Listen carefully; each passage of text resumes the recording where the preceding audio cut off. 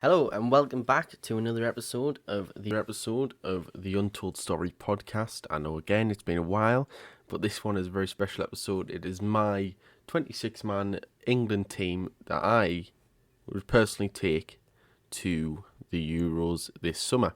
So if I start off by talking about England's chances in the Euros, I would say if we can get past quarterfinals, especially with such a young team that I think we're going to take, I think we've done very well. If we can repeat what we did in Russia in 2018, the World Cup, then I think everyone will be more than happy. And especially the atmosphere around all the fan parks when the lockdown restrictions lift. It'll just be one of the best summers. It'll probably be better considering the last 18 months everyone's had.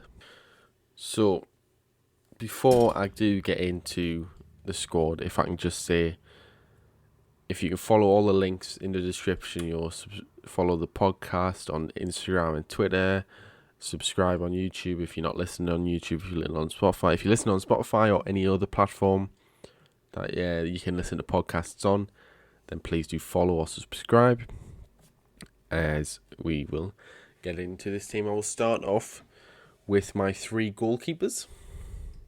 Now, I have based this off England playing a 3-back or a 5-back, however you want to put it, but I have also created a 4-back formation as well. So at the end of my squad selection, I will list off my team that will play if we play 5 at the back, and I will also name off my team if we play 4 at the back. So, as I said, we're going with the goalkeepers, and I think the goalkeepers are the most straightforward pick out of all of the positions. I think Jordan Pickford, Nick Pope, and Dean Henderson will be the 3 goalkeepers that will be taken. There was a shout maybe for Sam Johnson. Obviously, he's just been relegated with West Brom to potentially get in the team, or Alex McCarthy, but I think a relegation and a keeper who has been taken in and out of the team this year doesn't really deserve a place on the plane. While if you look at Pickford, yes, I know he's been shaky, but he has been a consistent England number one. And to be fair, in my opinion, he is a much better performer when playing for England.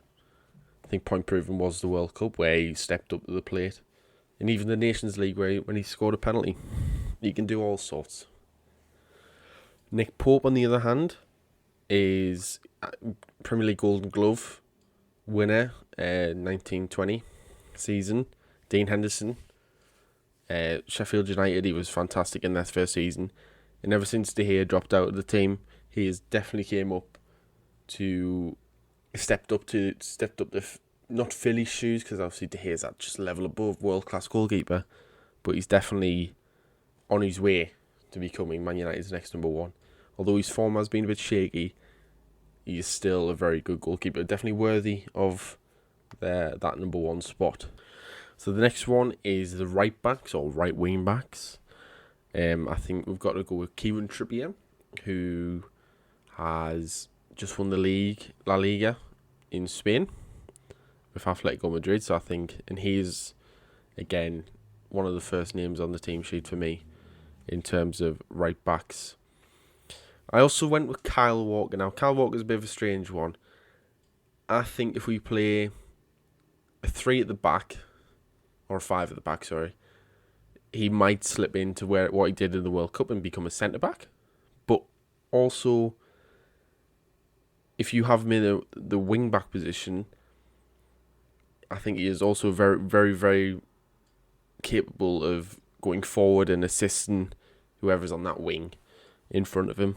And my final choice as a right back is Trent Alexander-Arnold, who has been shaky this season. He's towards the end of the season, last 6-7 games, he has definitely went back to what he was playing like last season, the season before, in the Champions League and the Premier League winning seasons this season. But I think Liverpool's a whole this season, so I think you'll think you can blame it on him. He's fallen off dramatically.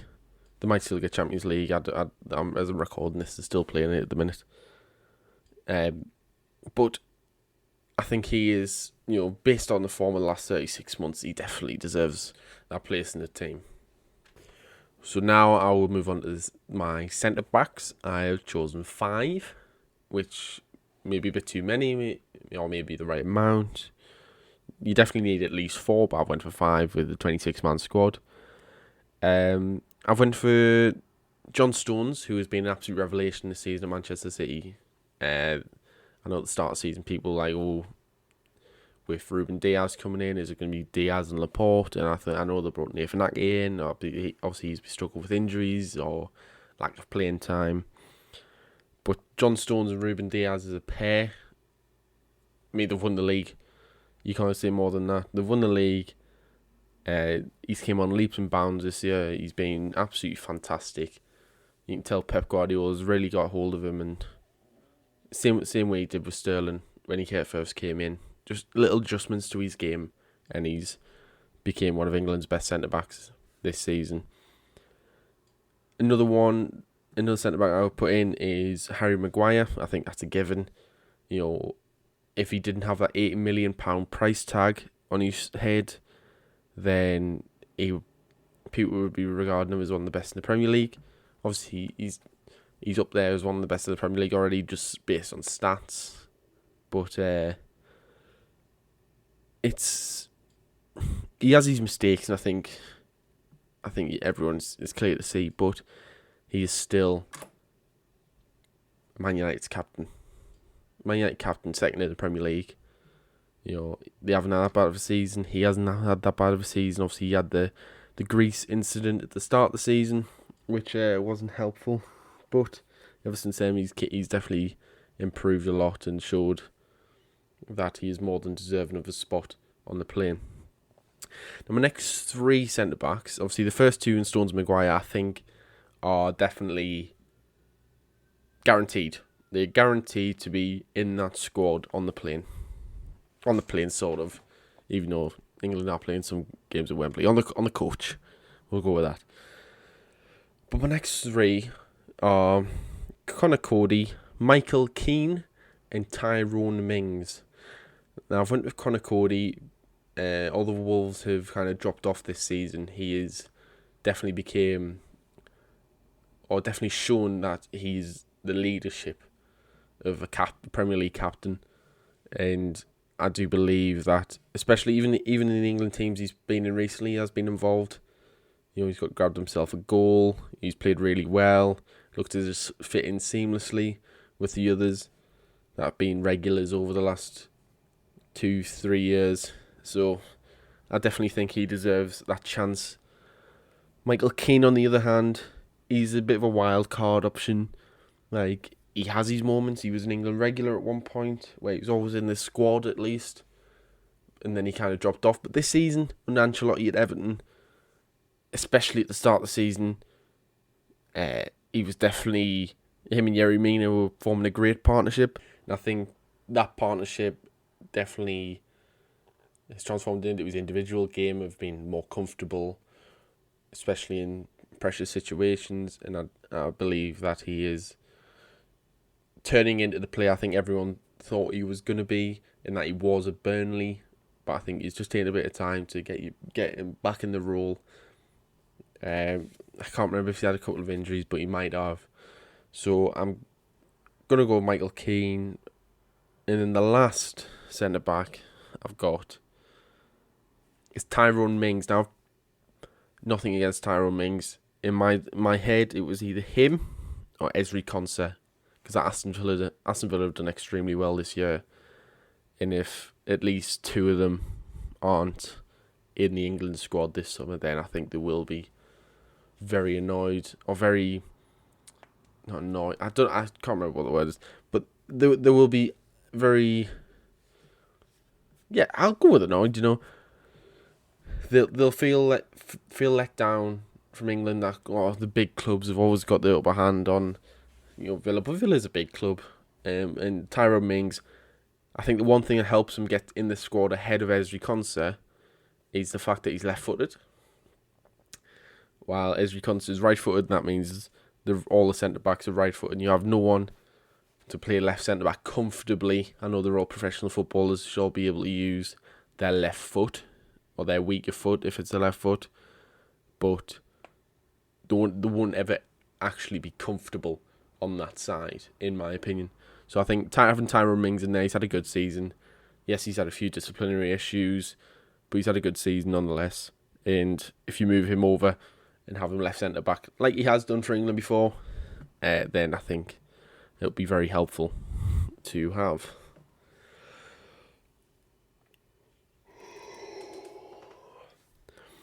Moving on to the left backs, I have two left backs, and they are dead certain to be there. If they're not there, then Gareth Southgate is losing the plot, and that is Luke Shaw, who's had he's probably his best year in Man United since he joined there, and Ben Chilwell, who just came on leaps and bounds ever since breaking into that Leicester squad 3-4 years ago now, I think. With the move to Chelsea, he has been a very, very standout player in what hasn't been the best Chelsea season, but also hasn't been the worst Chelsea season. So I think them two are pretty self-explanatory, and I don't think there is an option to argue there. While the other positions you could maybe argue, like right back, you could maybe have Reece James in there, but it's all my opinion. So we just got, it might be right, it might be wrong. If you are listening to this and you want to send me your squad, then please do on Twitter. The link to my Twitter is in the description. But with that, we move on to central midfielders. Now, central midfield, there is a few that pick themselves in my selection. There's also a few that could maybe get there, but might not. And I've thrown them in as like a maybe selection. Like, they might get in. I think that goes with the first player. If he is fit, then he's 100% in this squad. He's vice captain. I think he should be captain, because I don't like Kane being captain. I don't like strikers being captain. And that is Jordan Henderson. Jordan Henderson is fit. He will be on that coach or playing, wherever we're playing. As I think he is such a crucial player as we've seen in Liverpool. He hasn't featured that much this season due to injury. And look at how bad their season's been. Yes, Van Dijk's been out, but even last season when they won the league, in the games that they lost, Jordan Henderson was not playing. And I think that just shows you how crucial he is to any team that he goes in. And then you've got my next central midfielder is a self-explanatory one. I think he's had one of the best seasons of anyone in this midfield, and that is Declan Rice. Him and Souček next to each other at West Ham have been a revelation, David Moyes has turned him into an absolute fantastic midfield. He's became captain. He's taking penalty duties. I don't want to say he's becoming West Ham's next Mark Noble, so to speak. But although he probably will, if he has a good World Cup, he'll definitely get a move to a Man United or a Man City, depending on how good his World Cup is, pretty much. I can't really see him staying at West Ham for much longer. That's just based off how good he is. He might even go to Chelsea, partner up with another midfielder I've got in this selection, which is Mason Mount. So if them two link up, obviously they've got that friendship that they've had since they were 7 years old. But if we move on to Mason Mount, he's also in my team. I think he's one of the most underrated English midfielders currently. I think there's always been the Mount, Grealish, Maddison debate, and he's always come as, most people I speak to, not everyone, but most people I speak to always put Mount bottom. And I think he's been on this incredible run of nearly 100 games in a row, starting for Chelsea, scoring in Champions League semi-finals. He is a man for the big occasion, and if you don't put him in the squad for the Euros, Gareth, then you are losing that man who has dealt with the pressure. He's worked his way up because if Lampard didn't come into Chelsea, none of these players at Chelsea, Reece James included, would have been getting a chance in the squad. So I think Frank Lampard's done one good thing, and he has brought in Mason Mount into that squad. And he's came on leaps and bounds since then. So I think that he should be in the squad. Now, another one that's self-explanatory is Mr. Phil Foden. Obviously, he's came into Man City's squad more regularly this season. And obviously that is through the departure of David Silva. And I think he has filled that void and more. And his potential is astronomical. He could be one of the best players in the world. It could be like that, but we'll wait and see. Brilliant season, definitely should be in the squad. Another player is Jude Bellingham. Now this one's a bit of a long shot. Yes, he's came, I think, ever since that Man City game in the quarterfinals of the Champions League. I think people recognise that he isn't just this hyped up player that got a big move like people thought Jadon Sancho was. He has went there and he's proved himself, and towards the end of the season he started to add goal contributions to his game. I think that's the one thing that was missing from his game in the early part of the season. So I think he would be lucky to get on the plane, but I think that's just due to his age. Although England squad history has shown, if you're good enough, you're old enough.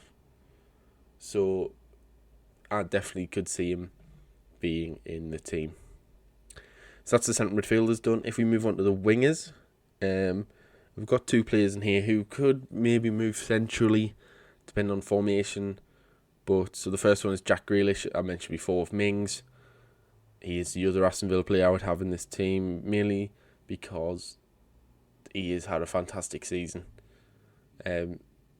He's been leaps and bounds above what I think most people thought he would be, especially moving up from the Championship where he was good.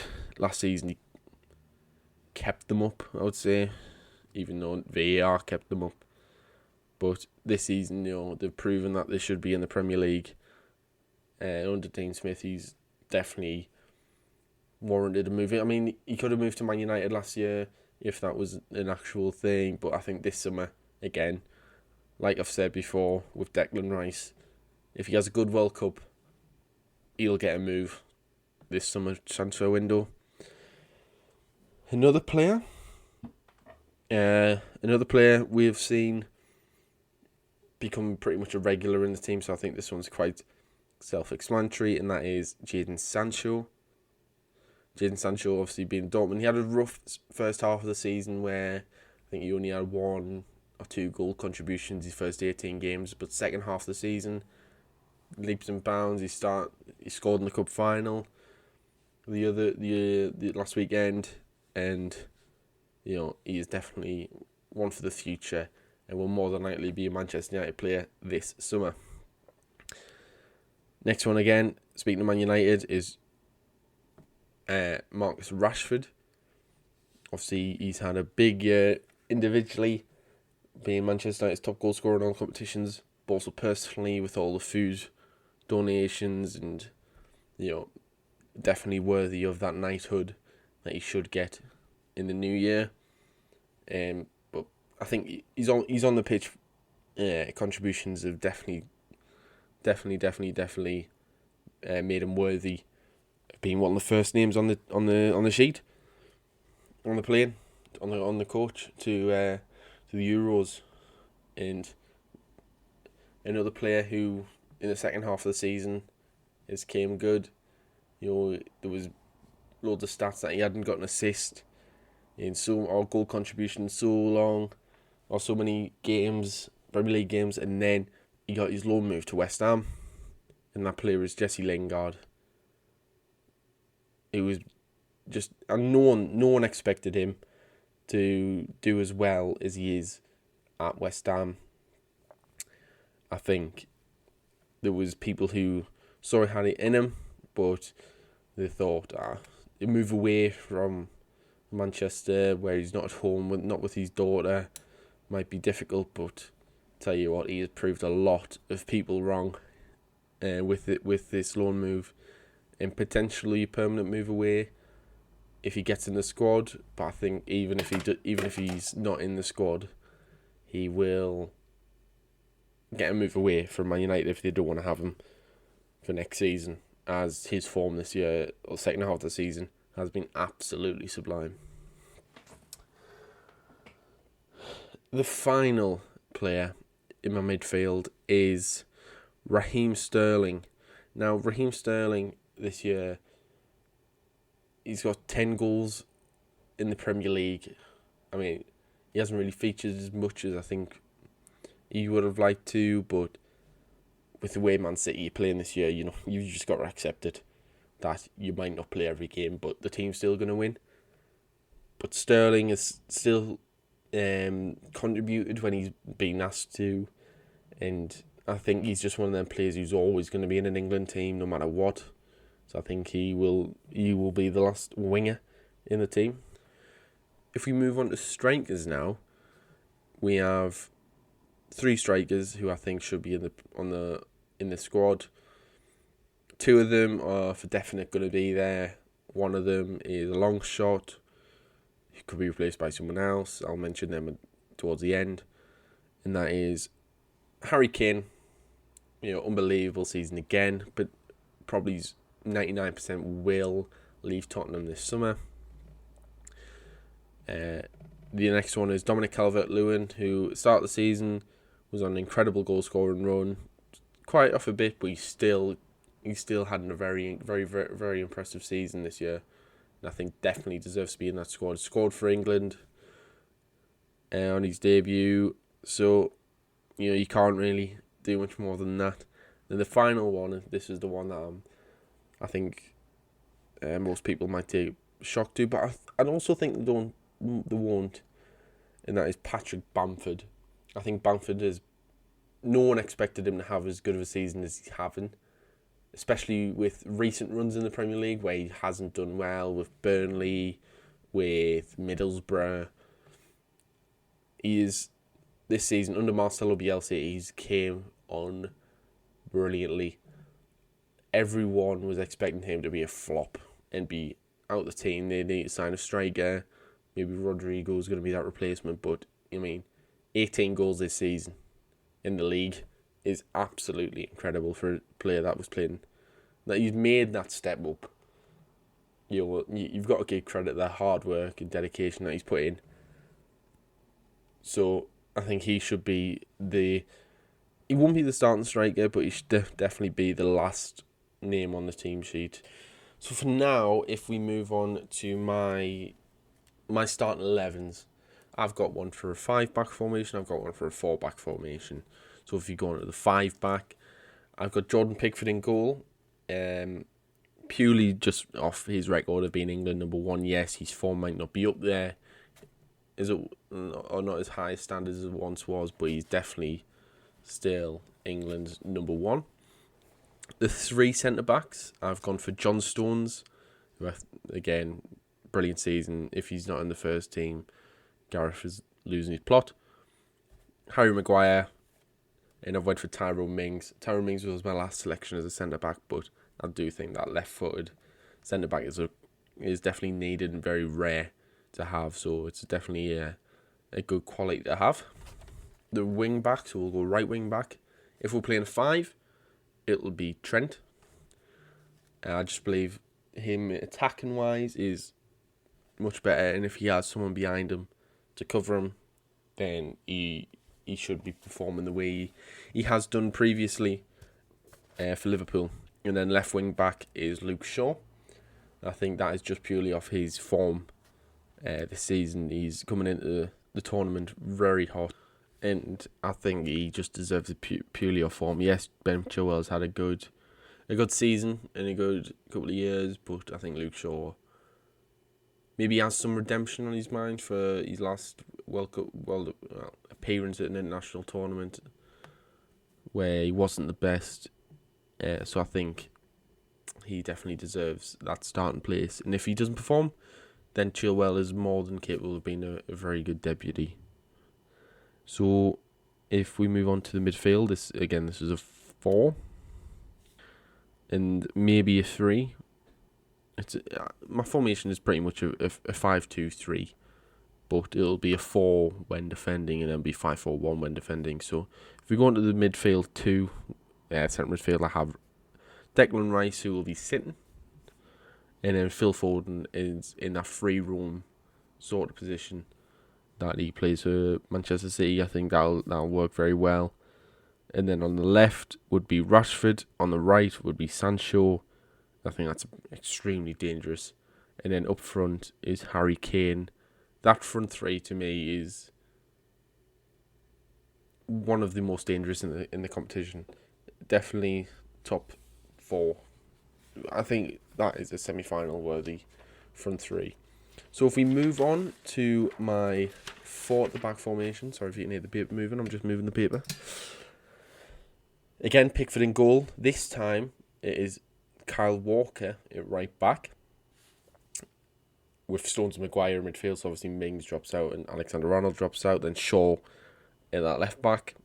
Now the midfield 2 would then switch to Declan Rice, who would have a bit more freedom if he played in the 4 at the back in a 4-2-3-1. So he would have that bit more of freedom alongside Jordan Henderson if Henderson's fit, obviously.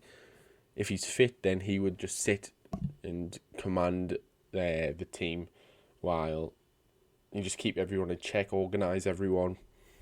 Then left, Rashford. Right, Sancho. And then number 10 is Phil Foden. And then obviously up top, Harry Kane. Harry Kane's got to be the star striker. And then you bring on Calvert-Lewin or, in my case, Bamford if you need a goal 15 minutes to go. The last thing I want to touch on is 4 players who maybe could have got in the team but haven't. In fact, we'll move out to 5 players, because I've just thought of another one off the top of my head. So we've got Reece James, who again, brilliant season for Chelsea, very good defensively. I just don't think he is better than the 3 that are in my team. Fikayo Tomori, I haven't watched him since he moved that much. I've seen highlights of him where he's done well. But I haven't watched him that much since he went to AC Milan on loan. But from what I've read, he has had a very good impact on their defence, and is coming back to Chelsea to potentially push for that starting place or maybe leave permanently. Again, I've mentioned this person before, Ezri Konsa. He is someone who it was him or Tyrone Mings. I went to Tyrone Mings just to have that left-footed option is the defence. Ezri Konsa again, brilliant season. Maybe next time, maybe at the World Cup he gets in if he keeps improving the way he is.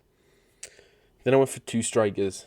I went for Danny Ings, who's had a very good season at Southampton, scored a lot of goals, and him and Che Adams have pretty much helped them stay up this year, because Southampton have not been at the standard they normally are. My last player is the biggest long shot of them all. Ivan Toney, Brentford striker, was at Peterborough, formerly of Newcastle.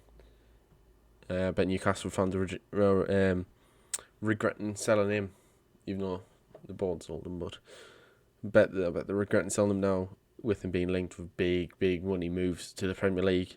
31 goals in the league this season. It's a record, I'm pretty sure. He has got a big future ahead of him, but he is the final honourable mention. If you have any more, please do get in touch. Obviously, as I've said before, all social medias are in the description, so please do get in touch with that, and follow all of them.